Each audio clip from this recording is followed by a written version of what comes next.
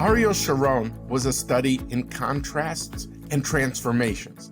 He was a hawk, but not an ideologue. He was the architect of the Israeli settlement movement, an opponent of Palestinian statehood, yet he would take some crucial steps to reverse settlement progress and advance Palestinian claims to statehood. Hello, and welcome to Decision Points. This season, we will tell the story of important Israeli and Arab leaders and their contributions to Israeli-Arab-American relations over the last 70 years. My name is David Makowski, the Ziegler Distinguished Fellow and Director of the Project on Arab-Israel Relations at the Washington Institute, and I'm excited to go on this journey through history with you. Ariel Sharon, who also went by the nickname Arik, was born on a moshav near Tel Aviv in 1928.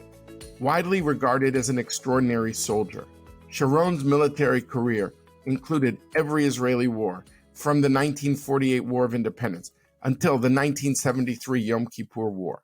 He was nearly killed in the 1948 Battle of Latrun. During his time in the hospital, after the battle, Sharon mulled over the failures of the operation, drawing lessons that would guide future military endeavors. After the 1967 war, Sharon began his role in the settler movement. At the time, some cabinet ministers were looking for ways to use the land taken during the war as bargaining chips for peace with its neighbors. Sharon instead saw an Israeli presence in the West Bank and Sinai as a guarantee of Israel's security. Sharon emphasized strategic depth and security, not historical and biblical claims to the lands, as opposed to many others in the settlement movement. Sharon became a national hero in the 1973 war when he led parachutists behind Egyptian lines and crossed the Suez Canal. The war ended with Israel surrounding Egypt's Third Army in the Sinai. Sharon was also a self-proclaimed enemy of Palestinian nationalism. In 1982, as defense minister, he planned and launched Operation Peace for Galilee to expel the Palestinian Liberation Organization, or PLO, from southern Lebanon. The mission would succeed in expelling the PLO, while at the same time trapping Israel in 18 years of a war of attrition in southern Lebanon. Israel's non-intervention in a Christian massacre of Muslims outside of Beirut would create a public uproar in Israel, lead to Sharon's ouster as defense minister, and hurt his reputation. As Minister of Housing and Construction in the early 1990s, Sharon would become infamous for announcing a new settlement project each time U.S. Secretary of State James Baker would arrive in Israel to try to start peace talks. This earned him a ban on official meetings with American officials when he visited the United States. Sharon was highly critical of the Oslo process and subsequent peace talks of the 1990s and early 2000s when he was in the Israeli opposition. Sharon would put his disapproval into action on September 28, 2000, when he visited the Temple Mount, or Haram al-Sharif, in the old city of Jerusalem with hundreds of Israeli security guards and soldiers. Many cite this visit as a spark that lit the Second Intifada, which would last until early 2005. After Ehud Barak's government collapsed, Sharon would become prime minister in February 2001. His campaign ran on the slogan, quote, "Only Sharon can bring peace," end quote, in an attempt to portray himself as a seasoned leader and to counter his legacy in Lebanon. Becoming prime minister caused Sharon to realize that Israel should not and could not sustain its rule over another people. He saw his role as a leader of Israel as a link in the chain of Jewish history. He believed that there needed to be separation and that there must eventually be a Palestinian state in order to preserve the Zionist dream. In the 1990s, he was an opponent of a separation barrier, believing it would create a Palestinian state. However, once prime minister and faced with dozens and dozens of suicide bombs, he became the champion of the barrier. The second key factor was a series of letters from reserve Air Force pilots and Sayeret Matkal, or the elite special forces, reservists, announcing that they would no longer participate in missions in the West Bank and Gaza. Third, Sharon felt international, especially American pressure. America needed progress on the Israeli-Palestinian conflict in order to placate its Arab allies in the post-9/11 war on terror.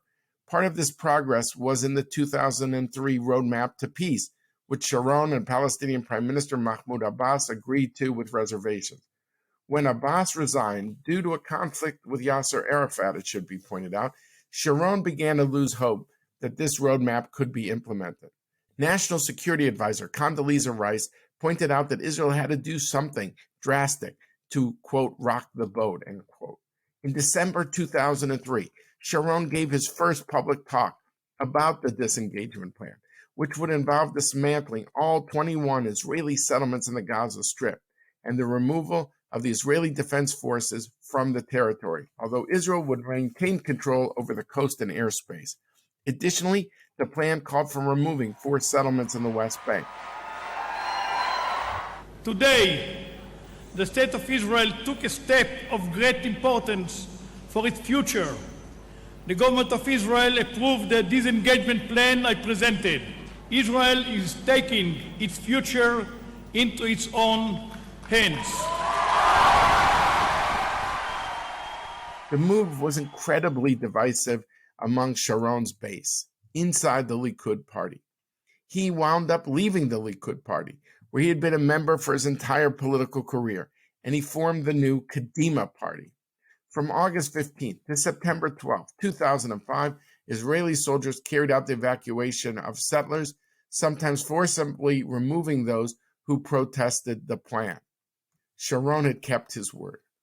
Gaza disengagement would mark a remarkable transformation of Ariel Sharon's political beliefs and would become one of the biggest parts of his legacy.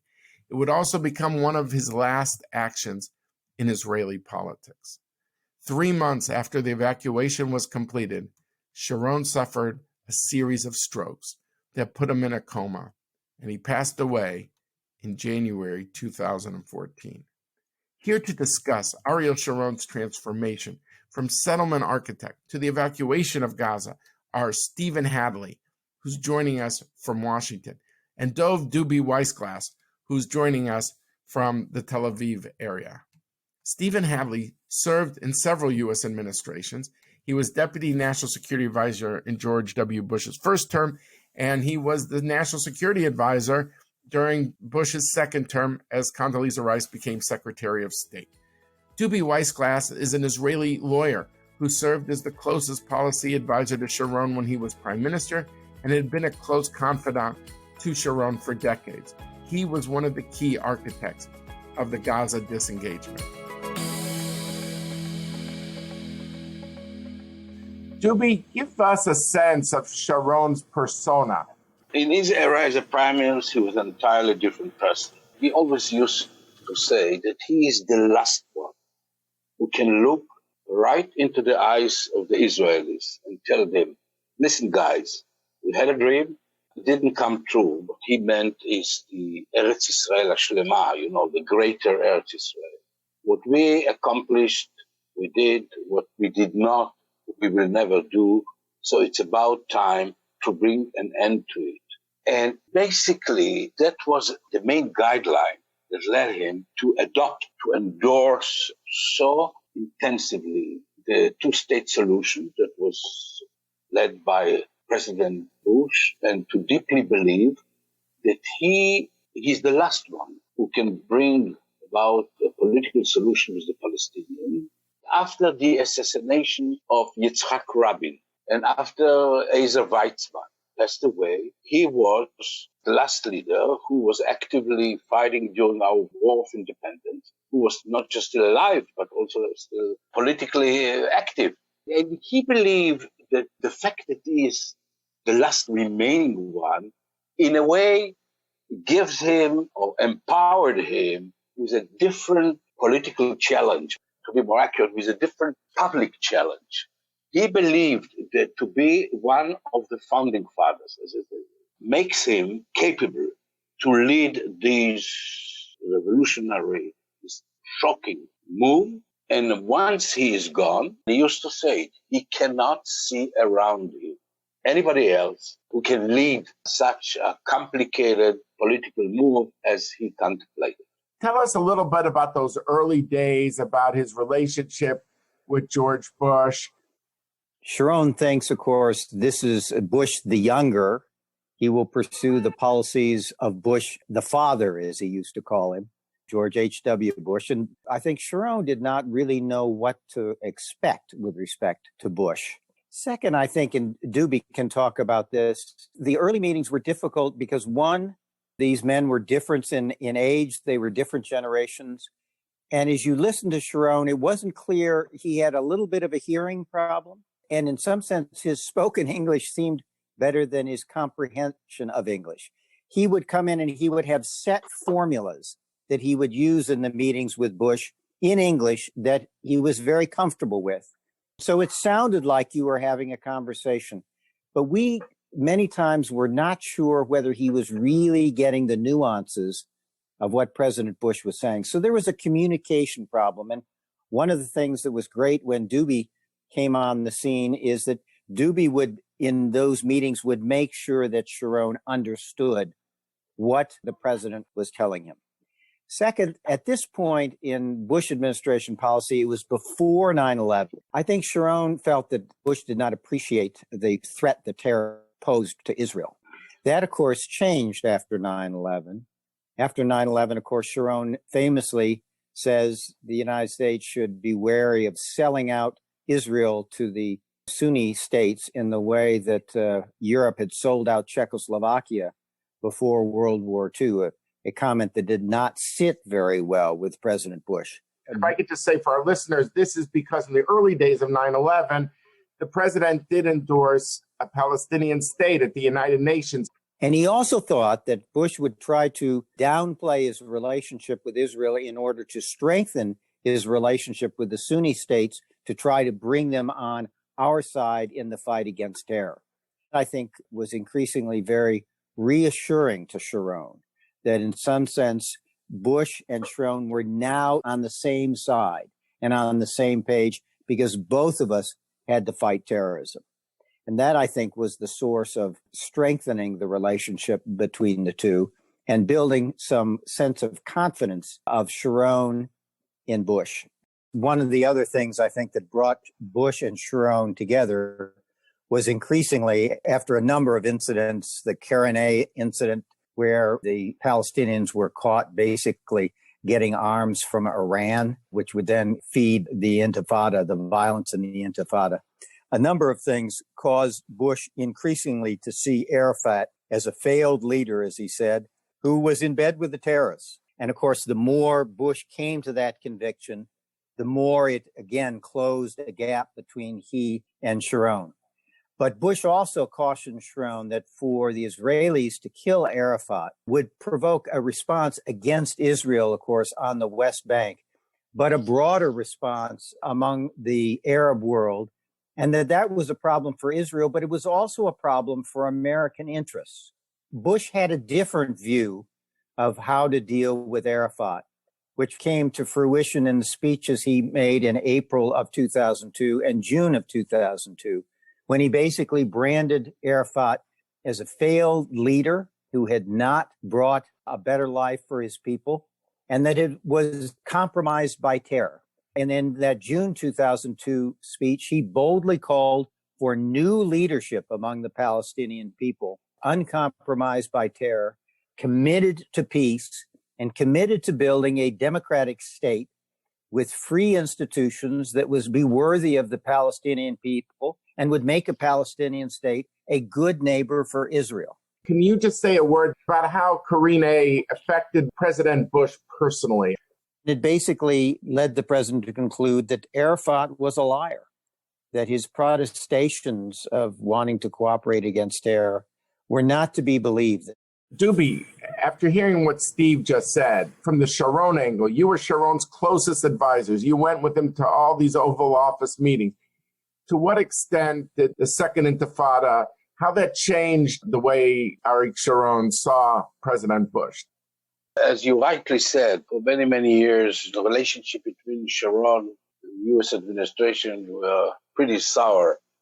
And I think the turning point was his third visit to the White House. That was on May 2002. And soon afterwards, President Bush's speech on June 24. 2002, the one that you had just referred. In this speech, it is not just that the president practically crossed Arafat as a leader by saying that the Palestinian people deserve a new, different leadership, but also, for the first time since the foundation of the State of Israel, an American president set a very clear political sequence. In the first place, the Palestinians should stop terrorizing, reform their governance system, turn themselves into working society. The president spoke about rule of law, budgetary system, transparency, judicial system. And only then, after they will accomplish all these benchmarks and will reform themselves into the standards of a Western society, only then the political process will start, the final status negotiation. We'll be back after this very brief message. Hi, it's Sarah Tuttle Singer from the Times of Israel. Come join our community and support fast and fair independent journalism. You can sign up with the link at the bottom of every single article on the site. A big issue during the Second Intifada was the security barrier that went up. So what was that like, that shift in his philosophy about settlements and the idea of working with the White House to really shape the contours of this barrier? The main drive behind the barrier, and as you rightly mentioned at the beginning, Sharon was very much against, was the fact that Israel totally failed in its struggling against terrorism. And what I mean when I say terrorism, I mean primarily the suicidal attacks. You know, with all our might and the sophistication, these fancy airplanes and satellites, and whatever we have and whatever we don't have, and et cetera, Israel found itself totally helpless when it comes to a Palestinian kid turning himself into a living bomb, comes to one of the major streets in Jerusalem or in Tel Aviv. Secondly, since at this time he was already, at least mentally, prepared to the idea that a political solution is about to be obtained, I believe that he also saw the fence as a future border, though he always, vigorously denying it. Always when he was asked about the fence, he say it is not a political fence, it's not a border, it's a sheer security measure. But truly, he did believe, at least deep in his heart, that this fence, by the virtue of the fact, will become sooner or later, most probably later, a border. Later on, the political process that was ignited and generated by the U.S., namely the marginalization of Arafat, bringing in people like Abbas and Salam Fayyad, who reformed Palestinian security agencies, the effective fight against terrorism within the Palestinian Authority, and Abbas's dedication and commitment to fight terrorism. This is the main reason, not the only one, but this is the main reason for the disappearance of institutional terrorism, of organized terrorism. So help us out, Steve, in understanding that evolution in American thinking and on how to work with Sharon beyond the Intifada. So, David, I think the important thing that both of those initiatives, the security fight and Gaza disengagement, were not American initiatives. They were Sharon initiatives. So Sharon came to us with the security fence. And the concern was, we, of course, wanted a two-state solution as a result of negotiation between the Israelis and the Palestinians. And the security fence was a dilemma for Bush, because on the one hand, he supported the right of Israel to defend itself by itself, to have the capacity to defend itself by itself against terror. And so and that made him want to support the security fence as a way to reduce the risk of suicide bombers. On the other hand, he didn't want it to preempt or prejudge the final border between Israel and a Palestinian state, which should come out of the final status negotiations. So the way we resolved it was to get public commitments from Sharon, regardless of what was in his heart. What he said and committed to the American president was it was a security fence. It was not a putative border, that the border between Israel and a Palestinian state would be the result of negotiation, and that the root of the security fence would be something we would talk about with the Israelis, and the root would reflect in part the impact on the Palestinian community. And with those assurances, we then supported the security fence. Gaza disengagement was a Sharon idea. It was very interesting because when it was briefed to the president, we learned about it in Israel and brought it to Washington, but Doobie can correct me. Secretary Powell and others in the room were very skeptical of Gaza disengagement. And the president happed up and said, it's a brilliant idea. We are going to support it because it's going to shake up the situation. You know, we had tried to get the political process going. We'd had a couple high-level summits. They really had not worked. Arafat had reasserted control, and this was going to shake up the status quo. And Bush made clear that he was prepared to support it. But we, in the discussions, had two conditions, again, of that support. One was, while Sharon wanted it to do it as a unilateral move, almost to reflect his anger at the Palestinians, we insisted that at least it had to be coordinated with the Palestinians. If not negotiated with the Palestinians, at least coordinated with the Palestinians. And the second thing, it could not be Gaza only. It had to be a vista that this was going to result in a movement toward a Palestinian state which embraced both Gaza and the West Bank. So we insisted that the withdrawal from Gaza be accompanied from withdrawal from some of the areas on the West Bank, the northern areas and 3 settlement blocks in particular. Sharon was willing actually to contemplate a broader withdrawal from the West Bank at that point. And we actually counseled with him to do it incrementally at first because we were not confident that the Palestinian administration could actually administer and ensure security in a broader withdrawal from the West Bank. Were you confident that Sharon, once he gave his word that he was going to do it, there's going to be a hailstorm of criticism on the right against Sharon, but that he would follow through, and the value of this presidential letter and kind of sealing the deal in April 2004? This is really, I think Doobie was the moving force behind this. This was an exchange of letters between Bush and Sharon. Sharon made a lot of commitments in his letter, including that he would support the two-state solution and move in that direction. But he needed some cover in order to do the Gaza disengagement, which followed this exchange of letters.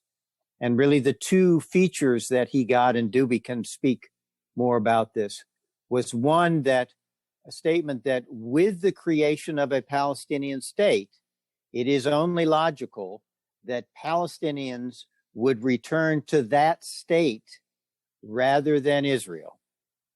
That was one commitment. And the second one was that given realities on the ground, it is only realistic to assume that some large settlement blocks on the West Bank, Israeli settlement blocks on the West Bank, will end up as part of a final status solution as part of Israel, not part of a Palestinian state. This was a projection about realities. It was not prejudging the final status or the border, because that would be negotiated. But we were confident that Sharon wanted to resolve this issue one way or another, through negotiations if possible, through unilateral action if necessary. And in one of my trips to Israel, Sharon took me into his office. Doobie, I don't know whether you were there. It was just Sharon and I, maybe one or two others. And he basically showed me the map of the level of incremental disengagements he would be willing to make, assuming there wasn't a negotiation. The preference was negotiation. If not a negotiation, he was willing to unilaterally withdraw to the point where 85% of the West Bank would be Palestinian, if you will. So we were confident that Sharon had decided, as Doobie said early on, that he was the one to make the peace and to resolve this long-standing issue with the Palestinians. Doobie, now over to you. If you could just tell us about Sharon's road to Gaza disengagement. The idea of leaving Gaza wasn't new. It was something that always was somehow hangs up in the air, unlike the West Bank or Judea and Samaria, which is part of historic Eretz Israel, which is linked to our life in all matters, geographically, demographically, biblically, religiously, spiritually, just name it. Gaza is Gaza. And that's how the idea of leaving Gaza, which always have been a very serious security concern, because the geography, the fact that it is 7,000 Israelis living, in the heart of a solid block of 2 million Palestinians in one of the most dense places in the world. And that's how it is started. Next visit to Washington, I think it was end of October, early November, I briefed Condi about his intention. And as Steve rightly said, the initial U.S. reaction was, in a way, very skeptical. Also, Condi, that was very much dedicated to preserve the roadmap process intact. She was a bit concerned how this move complies with the various stages of the roadmap, because as everybody remembers, the roadmap calls for territorial changes only in its third stage. We are hardly started the first phase. But once the idea was discussed, then of course the US concurred. And the visit in Israel that Steve has just mentioned, that's when we agreed over most of the aspects of the idea of exchanging of a letter, etc., etc. Steve just mentioned the issue of the symbolic withdrawal from the northern part of Judea and Samaria. I will happily remind him our dinner at this beautiful restaurant in Abu Ghosh. Abu Ghosh is this little village on the skirts of Jerusalem, and in these very good Middle Eastern restaurants on a napkin.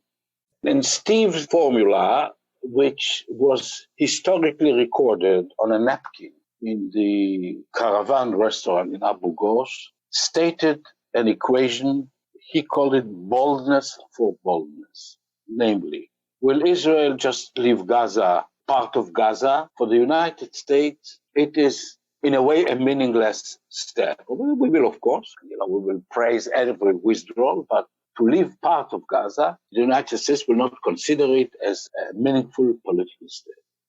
Withdrawal from Gaza in its entirety, from entire Gaza, this is already a significant step, and it will be responded with a certain U.S. statement. And if it is withdrawal from entire Gaza and a touch in the West Bank, which is, as I say, the U.S. condition, and again, the reason given to us, the United States, and also to a great extent, we didn't want the Gaza withdrawal to be considered as, in a way, a little Israeli-American conspiracy, to the extent that we are leaving Gaza, because everybody understood that Gaza is more a liability than an asset. And yet we will fortify our presence in Judea and Samaria. So one of the conditions set by the United States, as I said, was that there should be a certain withdrawal from settlements in Judea and Samaria. To Steve's point that Sharon showed a map, or you showed a map of future withdrawals in the West Bank. I think he said 85% of the West Bank. That was also a sense of confidence that in the longer term, Sharon was serious about a Palestinian state in the West Bank. I don't remember this particular scenario when he showed Steve the map, but I have a different or other indication, which boils down to the same conclusion. Towards the end of his term, I'm speaking about October, November 2005, actually a month before he had the first occurrence, 2 months before the final drop was, I think, January 6, 2005. Sharon appointed a team comprised of people from the Ministry of Foreign Affairs, from the military, from the General Security Service, etc., its role was to screen and to prepare a paper describing all the issues concerned a withdrawal from Judea and Samaria, not from the entire Judea and Samaria. So it's pretty sure it was in his mind, but into what extent, what the dimensions, I cannot say. So let me just ask a concluding question to both of you. Steve, I'll start with you. What should we take away from this today, looking back at it 15 years later? One of the things I think is to try to really put yourself in the other person's shoes, to try to understand what their political problems and challenges are. The second thing I think is important is the relationship of trust that build up between the two teams and the frequent interaction back and forth. Duby and his team coming to Washington, Condi going to Israel, Elliot and I going to Israel. This kind of in-person back and forth, spending lots of time with one another. There's no substitute for that. Third, we developed over time a series of principles about the U.S.-Israel relationship, and two of the ones I remember are no surprises. We would not surprise each other, and that's why, as Duby mentioned, when the president was making a speech, we would be in touch with the Israelis, and they would know what it was he was going to say and why he was going to say it. No surprises, and then as much as possible, no daylight between the position of the United States and the position of Israel on the key issues that mattered for Israel's future. But I have one footnote I want to say at the end. One of the things we did in 2003 perhaps, is the president sent me and Bill Burns and Elliot Abrams to Israel to talk to Sharon about Israeli settlements and what could we do with respect to settlement freeze, which was an issue of the time. And I came with a letter to the president, and I said to Sharon when we sat down, Prime Minister, the President of the United States has sent me to come and hear everything you have to say about settlements, about the settlement issues, why it matters to the state of Israel. And he's directed me to stay here until you have told us everything you want the president to know about your views on settlements. And Sharon was startled. And he said, no American has ever asked me that question before. Thank you very much, Steve. And you, Duby, concluding remarks. What do we learn from this whole period of the Bush-Sharon relationship and Gaza disengagement? Actually, I have nothing to add to what Steve said. In Yiddish, there is a statement which says, "A Mensch tracht und Gott lacht," which means a human being thinks, but God is laughing. I mean, we were so much full of plans and idea and initiative towards the end of 2005, early 2006. Sharon founded Kadima, his party, because he realized that the Likud, according to him, is not the proper political platform to go on with his political vision, with his future plans with regard to the West Bank and other Arabic countries. And things, the political horizon looked so bright and promising.